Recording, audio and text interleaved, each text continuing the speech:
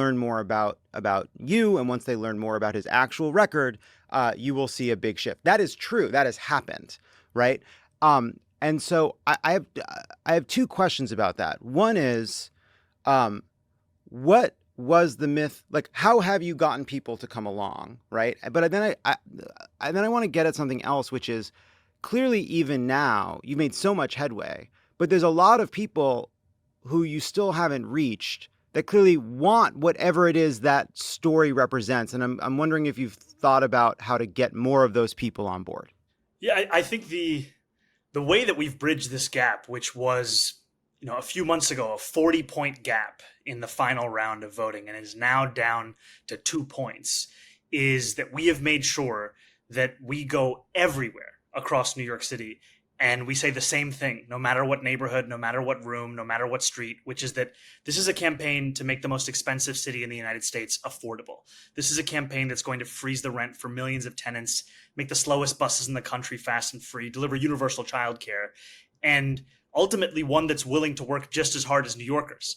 Because what we've also seen from Andrew Cuomo's campaign is an inability to get outside of his $8,000 a month Midtown Manhattan apartment, and a desire to instead have this mythology that he used public dollars to burnish speak for itself. And the problem with that is that when New Yorkers learn about his actual record, they have more questions than they have answers. And in these next, less than 2 weeks, what's so exciting is that the volunteer operation that we have built up, which, in the beginnings we had maybe 2 people on staff, now we're managing more than 36,000 volunteers. That operation means that where it used to take us months to knock 150,000 doors, now we do that in a single week.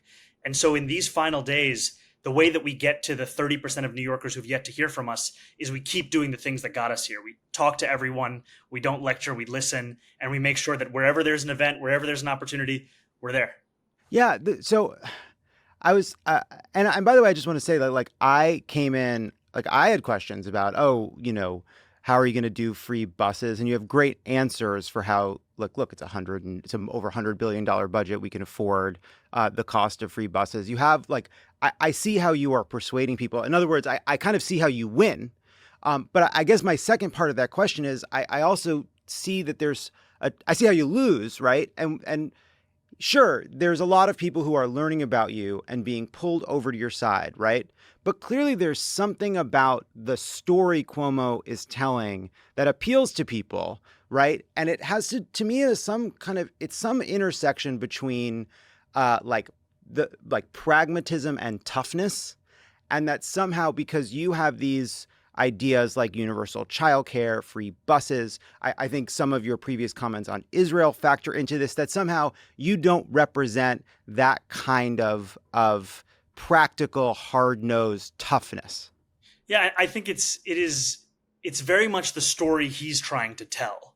And what's allowed us an opportunity to get this close to him and to really be right where we want to win this race is that when we look, especially with regards to concerns around Donald Trump, we see too many echoes of that same concern pertaining to Andrew Cuomo. When we think about a super PAC that is largely funding his entire campaign, it's in large part bankrolled by the same billionaires who put Donald Trump back in the White House.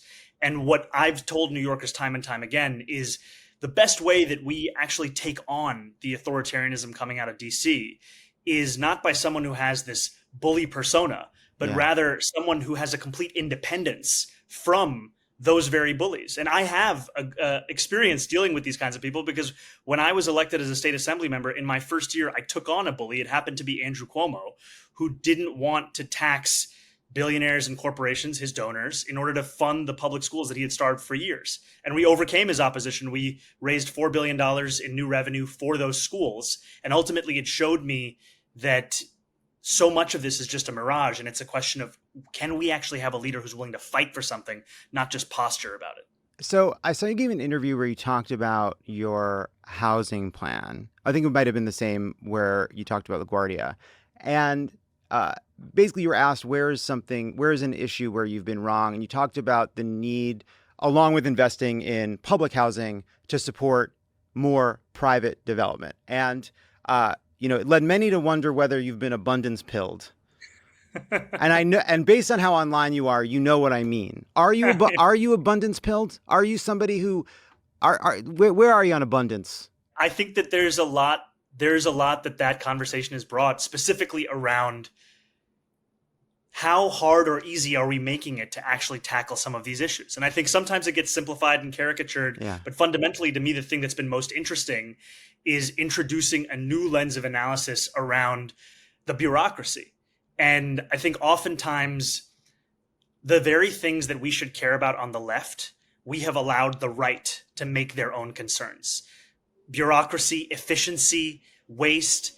If you care about public goods, public service, these have to be your primary focuses, because any evidence of that inefficiency is then a justification for the elimination of the public sector. And I think similarly, if you think about the language of quality of life, it's often been understood as if it's a conservative concern. But in fact, that's a concern at the bedrock of every working class person's life. They want to have a good quality of life. And these are not things in tension with our principles. In fact, they're the fulfillment of them.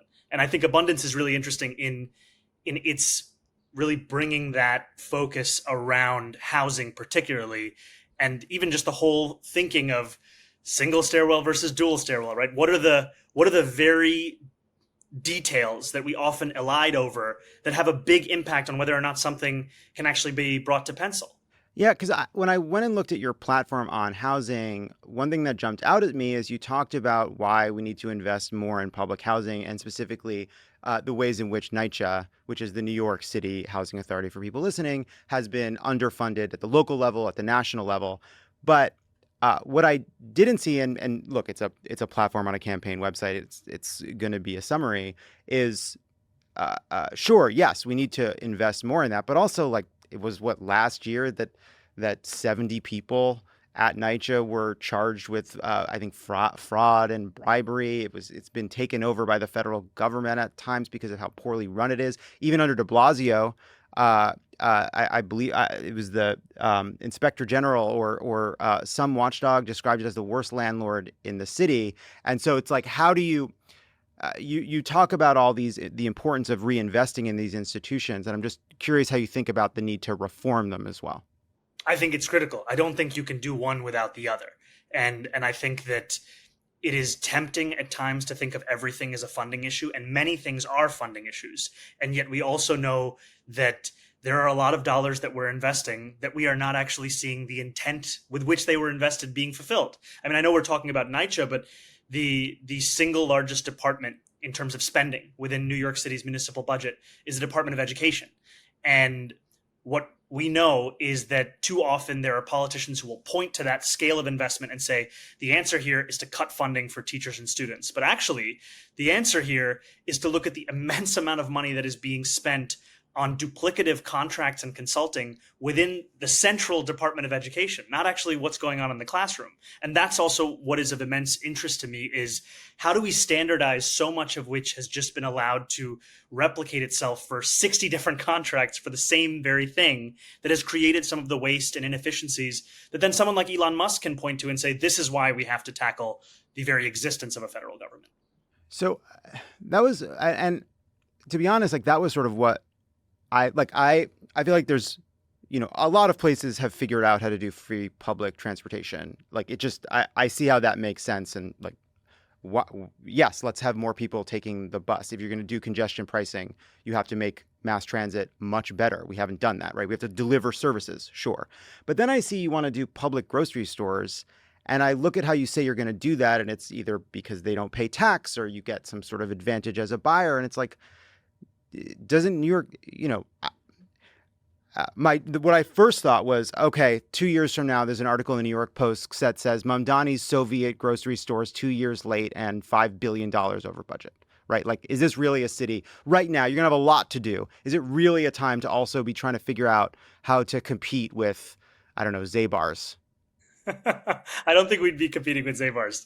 But before I even get into groceries, I just have to get a commitment from you that when we make buses free, you're going to come and ride one with me. Sure. Yeah. I mean, look, I'm more of a subway girl, but sure, I'll take a bus. So I think the point around grocery stores is there has to be more room for reasonable policy experimentation in how we're running our cities, because we